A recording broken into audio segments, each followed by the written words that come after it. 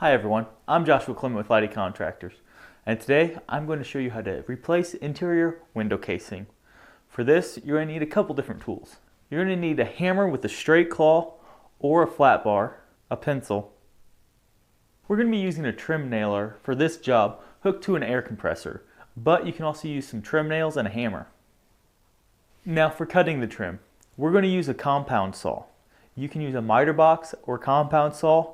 If you don't have one, you might see if your friend or your neighbor does. If not, you might be able to take it to the hardware store and they can cut it for you there. The first step is to remove the old casing.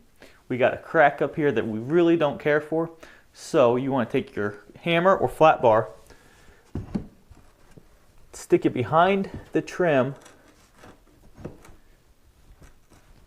and begin to pry it out. We don't want to go on the inside of the window because we don't want to damage the trim on that side. Be careful not to damage the wall behind too.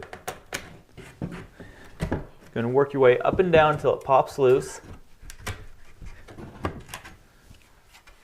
It's a good idea to remember to bend these nails over. That way they don't end up in somebody's foot. Now that we have our old piece off, we're actually going to use this piece as a guide, lay it on our new wood, mark some lines on there, and cut it. Take your new trim, slide it into place. If you like the way it fits, go ahead and nail it off. If not, you can tweak it a little bit. And there you have it. That's how you can replace an interior window casing. I'm Joshua Clement with Lighty Contractors. Thanks for watching, and good luck on your next project.